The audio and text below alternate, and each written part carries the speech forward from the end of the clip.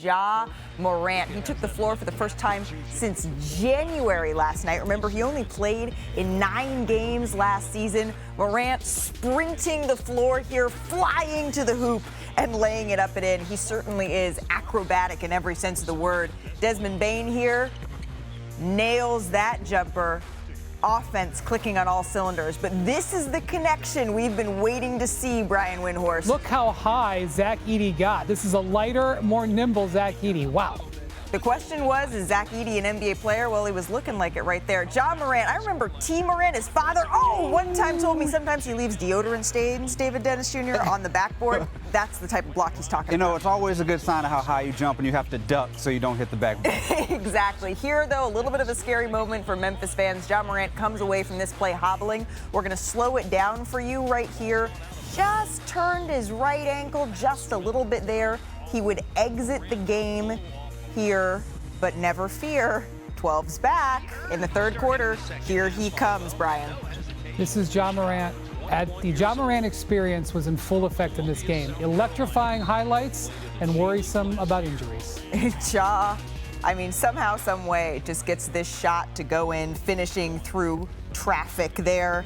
And then the very next Grizzlies possession, Morant dribbles into the lane, hits the contested floater. Morant looking like that ankle is feeling just fine. And then a few minutes later here, Morant cuts inside, throws it down with 2 hands, getting to the rim.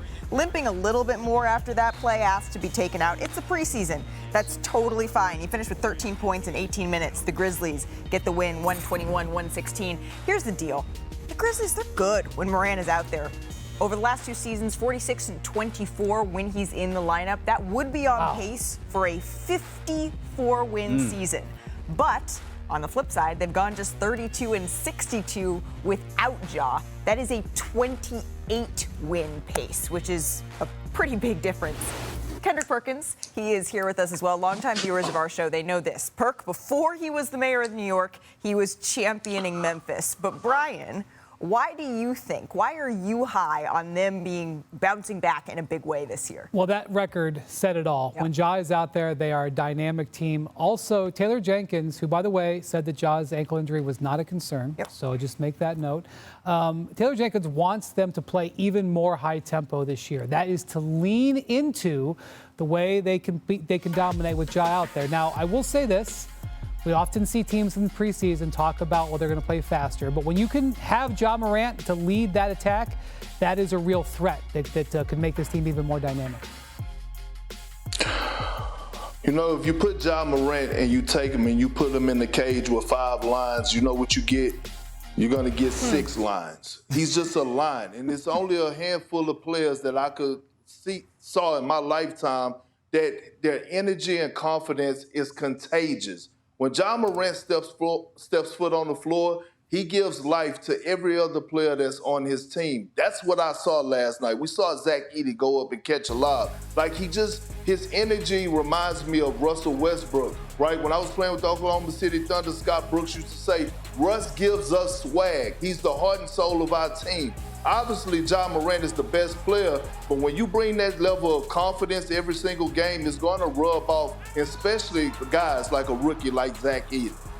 Yeah, Perk, exactly. That is what stood out to me in that game just as much as Ja. Zach Edey looked ready. The way that he was disruptive on defense, when you put him and Jared Jackson together, when they start playing together, they're going to be a lot to handle for a lot of teams who are trying to score. And then that lob pass, that showed me a lot about what Zach Edey understands offensively. He was rolling without the ball. Ja was rolling without the ball. That team, he looks ready a lot faster than I thought he was. This is just the first game. It's not just you, though. A lot of folks around the league, Brian, are wondering what kind of NBA player Zach Edey would be. I know it's only preseason. We're going to keep saying that, but what did you learn? I think he's pretty much potentially the story of this draft. There are not a lot of teams had him this high in this draft.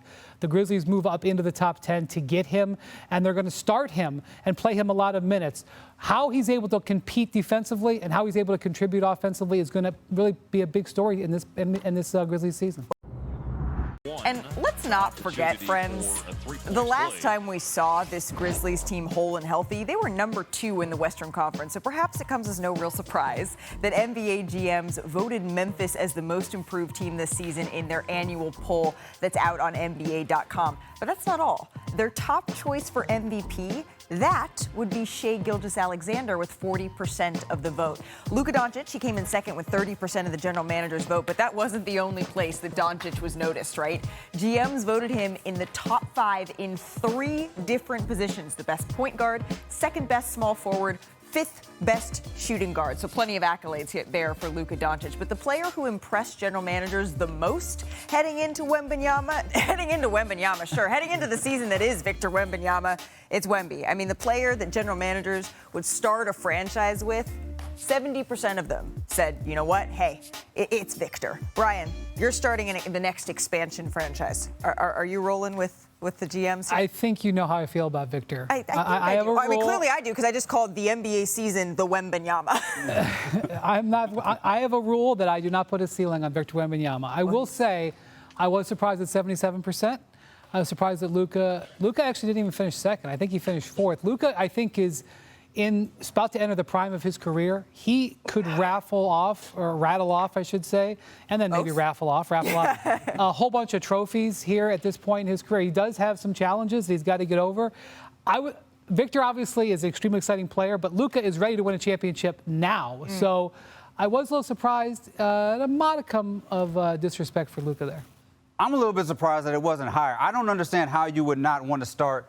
Like, what's the GM that does not want to start their franchise with Victor Wembanyama? Well, like, this because, feels they're a little bit worried about a guy that big having injury concerns. But I'm willing to take that risk no matter what. Just looking at what the guy has done already for the San Antonio Spurs team, I don't understand why this is not a unanimous pick. This is the guy that is going to be the best player in the league very, very soon, and he will be the best player for a very long time. This should have been 95, 100% to start your franchise with Victor Wembanyama.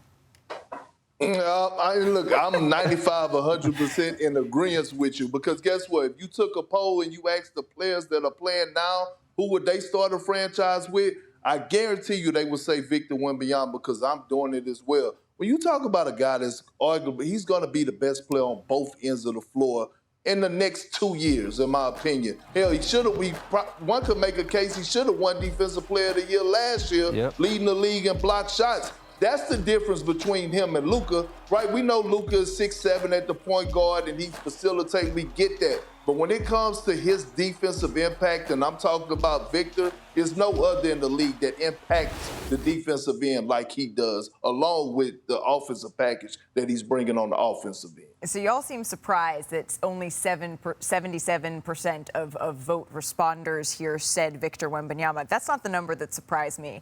The number that shocked me most, a resounding 83% of general managers picked the Boston Celtics to repeat as champions. And before anyone says, oh, you don't think the Celtics are going to repeat? It's not that. It's that only 33% picked the Celtics last year. Now 83% are picking Boston. That is what wows me. So, I mean, were you surprised here, David, that the general managers have the Celtics at such a wide margin?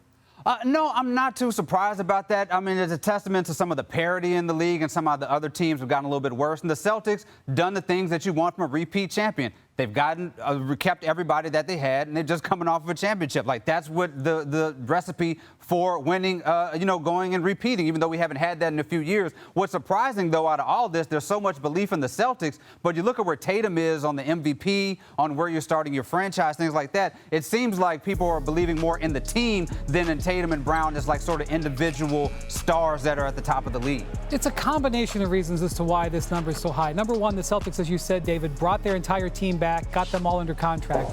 The second thing is the challengers in the West don't look quite ready across the board. Oklahoma City is, in my view, right there in terms of overall talent with Boston, but they're so young.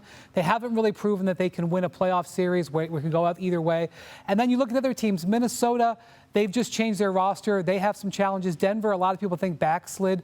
Dallas, we still have some questions about them. And then there's sort of this group of teams behind that. So I think part of it is there isn't a clarifying another challenger. But Boston's big thing is health. Kristaps Porzingis is starting the season injured. To truly be the first team to repeat in 7 years, they're going to need to be as healthy as they were going into the finals if they make it that far.